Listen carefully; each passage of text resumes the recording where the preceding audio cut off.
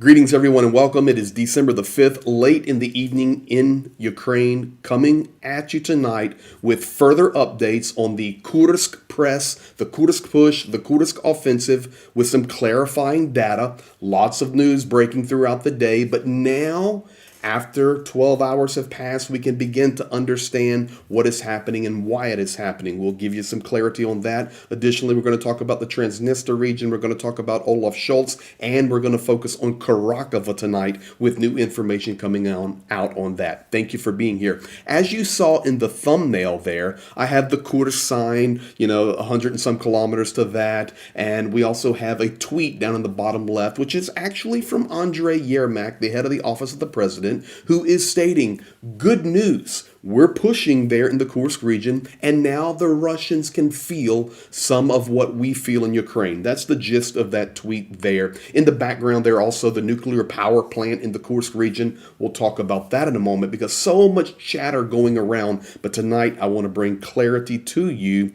Lots of more accurate information now coming about 12 hours later. So let's jump right into it. So yes, Ukraine did push. Ukraine did press a Kursk offensive, a Kursk. For me, I'd rather call it a push or a press. In fact, this is a little video clip coming out of Russia. This is a Russian person that videoed this, and you can see here, this is as the Ukrainians were pressing early this morning coming into the Kursk region. They were on a solid line, and actually I'm going to show you where they were headed and why they were going there. They were looking for a certain position and they obtained it. Now, this is just the beginning of it. Looking at this image here, you can see the black line is actually the border between Ukraine and Russia. Make sure everyone understands this. You can see the Ukrainian flags on the left. In the blue circle, that is the city of Sumy. This is northeastern Ukraine. We support a lot of these units here, and that means that you support them, and we want to say thank you for that. Now, on the right side, it looks like the risk board. You see the Russian maps there. The blue highlighted area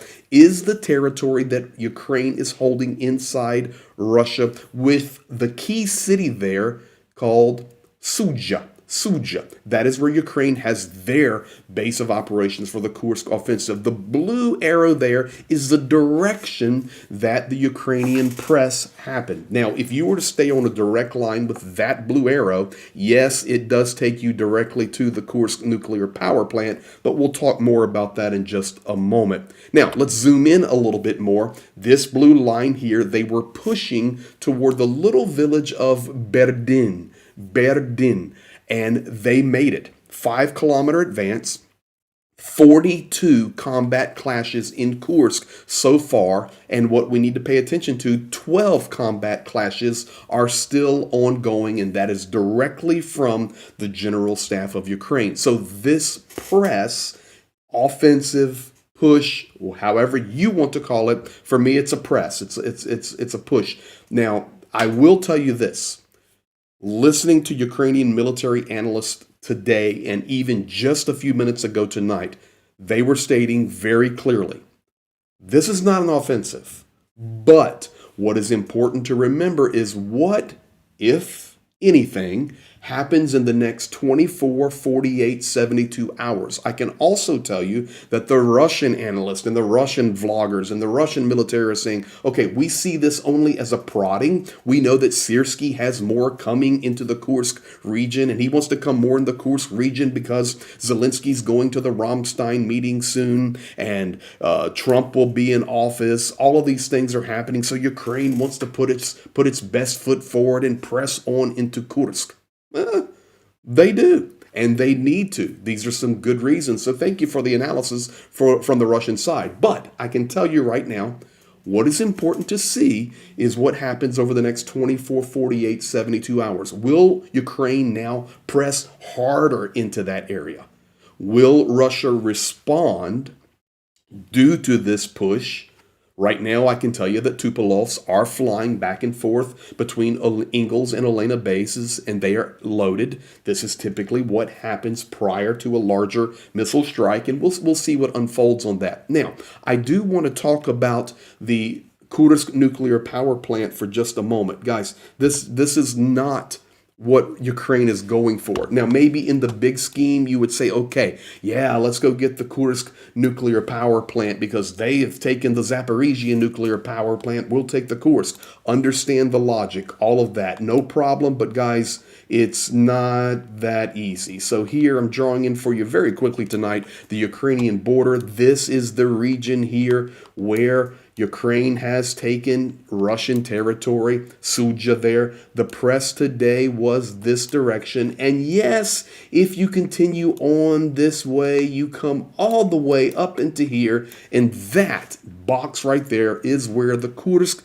nuclear power plant is. In fact, I can just zoom in for you a little bit here and show it to you. It's in the city of Kurchatov, and it's right, of course, needing lakes and rivers and water. This is the nuclear power plant here in the Kursk Oblast. Now, you may ask, okay, Greg, can you just tell me how far away is that? Are they 10 kilometers, 100 kilometers, 50 kilometers? Great question, and this will bring clarity to you. So if we go right to the top of the Ukrainian offensive here into the Kursk region and put it just to the nuclear power plant, you are at 40 kilometers. I know you can't see that on your screen there, but it is 40 kilometers. That is how far. So when you hear these things, Ukraine going after the Kursk nuclear power plant, Ukraine is going to go take that, guys, it's not that simple. There's a lot of defenses there. Now, another reason that Ukraine did very well today with this push, they are showing that even with the reinforcements of the North Korean army, which has been getting smashed there, as they are now just the assault troops and those that are out there part of the meat grinder for the Russian army, Ukraine showing we're not afraid. Bring it on, bring the North Koreans, bring the Russian army. We're fighting, we're pushing, and this is our strategy. Very important strategy to hold on to the Kursk region there. So this is what's happening in the Kursk region. This is actually a picture of the nuclear power plant there for you, and that is the Kursk nuclear power plant. And I hope I've answered that for you tonight and made it a little bit clearer. It's quite a ways from that. Now, we do need to talk about Kurakhove tonight. Kurakhove in the southern part of Ukraine. Very important. If I come and go back just for a second to the map here, I can show you where it is located. This is now looking back at the map of Ukraine. We come down to the southeastern portion, and the push and the assault. Let me pull this up so I can mark it for you on Pokrovsk, Mirnograd. All of these regions here, Russia getting closer to the paved highways. Of course, that's the western and the eastern pushes to encircle Pokrovsk. Not what we're talking about tonight, but just so you know. But straight down here, this is the Kurakhove area that we're going to be talking about in depth. I've got some information tonight from military analyst, and I will share it with you in just a moment. The problem right now, though, to be honest, just looking at the map in big, Russia has the push here, Russia has the push here, and what we're actually talking about is way back in here tonight. So that will help you understand a little bit more about the location that we're talking about. The fight is still ongoing in the Kurakhove thermal power plant. There actually is a picture of the entrance to that plant, of course, pre-war. It's happening in the admin building. The same is true in the engine room and the pipe factory. So yes, like urban warfare still ongoing here in the thermal power plant. Unfortunately, everything is heading towards the complete loss of Kurakhove. Not me. This is coming from Bogdan Marashnikov.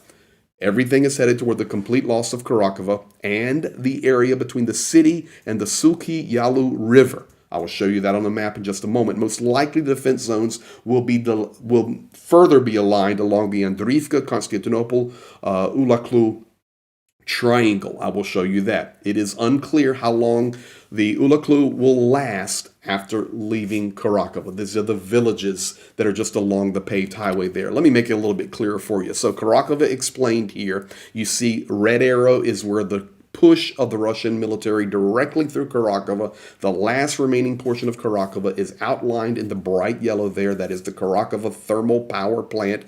The battles that are raging there and still ongoing in the different sections of that power plant I described to you. The black line coming in is the paved highway.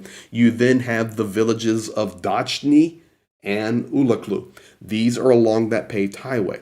The military analyst, he stated, what we are going to most likely see the complete fall of Kurakhove, which means the yellow zone there would fall, it would become red, and he said everything between Kurakhove and the Sulaklui River, Sulayui River down on the southern side would become very unstable and most likely taken by Russia. And then the triangle of defense kind of comes in from the left there towards Ulaklu, which is that green triangle, which pushes back towards Constantinople and Andriivka. So we shall see, but we have the Kursk offensive up in the northeast, and in the southeast, we have very difficult battles for Kurakhove. Once again, guys, if you don't know, Kurakhove, a fortress city for Ukraine for over 10 years in this war. And you say, what do you mean 10 years? Yes, over 10 years, Kurakhove has been defended at a very strategic point as Ukraine was fighting against the separatists early on, even before the full-scale invasion. So very, very important place here. And unfortunately, and I'm really hoping that Ukraine makes very wise decisions and saves a lot of those heroes that are fighting right now in the last portions of the thermal power plant. But that is the update coming directly from the military analysts. Now, I want to update you on Transnistria. We know the power outages there. No, Gazprom has not resupplied gas to Transnistria. Tiraspol, no gas. They're not buying gas from Moldova. Basically, they're working off of storage supplies, other ways to heat. The regional governor came out and told people to start burning wood. This is what we're dealing with in the mentality there. And I have explained it to you that the Transnistria region, if I was to take you there right now, and I've been there, been in Moldova many, many times, it is like the 1960s Soviet Union. Just go back on YouTube, look up 1960s Soviet Union, and that is what Transnistria will look like in Tiraspol and especially the other smaller cities in that area. But the bread factory in the city of Rubnica has stopped working due to the lack of gas supplies. This factory produced about 2 tons of bread per day for the Transnistria region. According to the director, the company has 64 employees, but only driver, storekeeper, and security guards are now working. He also confirmed, and it's interesting because the metallurgical plant's not talking about it, but the bread plant guy, the director of the bread plant, said, oh, well, it's not just the bread plant that's not working, but the Moldavian metallurgical plant is unable to launch any work currently as well because of no power. Transnistria is not, I want to make sure you understand this, not in a complete blackout, but rolling power outages are happening every so often through the day, lasting now at least 4 hours. So you have the power issues, but the gas supplies is the big problem for these plants. Now, if you want to see madness, I'm going to show you a clip of this. I have the longer clip with the guys talking about his company and the 64 employees and all of this stuff, but I don't want to bore you with that. But I just want to give you insight. The same guy that was giving that information also continued to talk like madness about, well, you know, Easter's coming. Yeah, Easter. It's just January the 5th. Easter's coming, and it'll be warmer then, and we'll be able to recoup our financial losses. And you know, if we had some money, maybe we could invest in electric vehicles. Let's see. Electric vehicles, how are you going to charge them when you're struggling to even keep the power on for your own people to live? Just, this is the madness, guys. This is Soviet Union in the 60s. Take a look at this. It's translated for you. The inside of the bread plant here, of course, not working, but here he comes talking.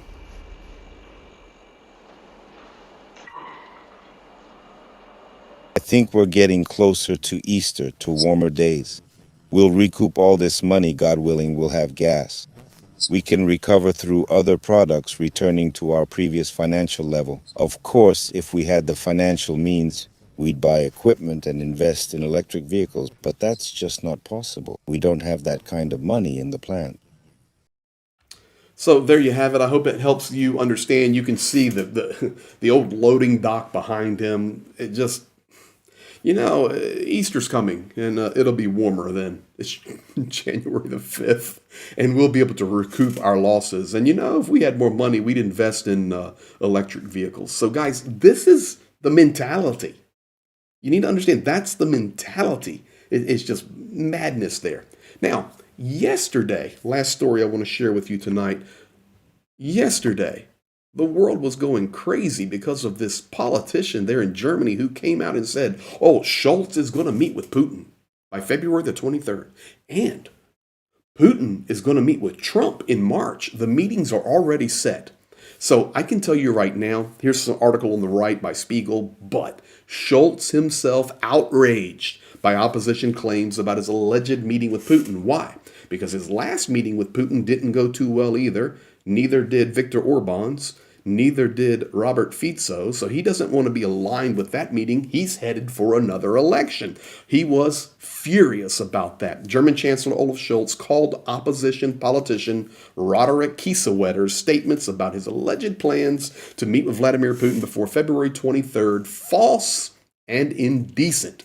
The Social Democratic Party demanded an apology from Kiesewetter, considering his words a violation of the agreement on fair elections. Kiesewetter has already deleted his tweet about Scholz's plans to meet with Putin. I remind you, it was not just his plans for Scholz and Putin, but he was also tweeting and talking about, oh, it's already set. Trump and Putin, they have a meeting. They're going to get this all figured out. Guys, let's just be honest. This is how media can get things wrong. And I don't know this Kiesewetter. I don't want to say there that maybe, it's some Russian pawn. I'm not going in there. All I can tell you is this is the trash that runs around. Whether it's about, okay, well, the Kursk offensive, we're going to take the nuclear power plant. It's going to be, they'll have Zaporizhia and we'll have the Kursk. Come on, guys. They're pushing, yes. But what will happen in the next 24, 48, 72 hours? We shall see. Kurakhove holding on. When you see stuff like this with Scholz, and it's not true. It's not true. Be patient always. Being first is not always the best, but being accurate is always right. Thank you for being here. Thank you for all that you do. Thanks to our team. You'll be seeing a lot of these guys right here in this picture with me as we will begin our aid drops here in the next few weeks, in the next few days. The middle of next week, we'll be rolling. We're preparing everything, documents, loading stuff, all the things that have to happen so that we can get out and drop aid. You'll be seeing all these guys. Thank you to our team. Thank you to our moderators. Thank you to everybody that does what they do. And thank you for joining us. We appreciate you. Be blessed, and we'll talk to you later. Good night.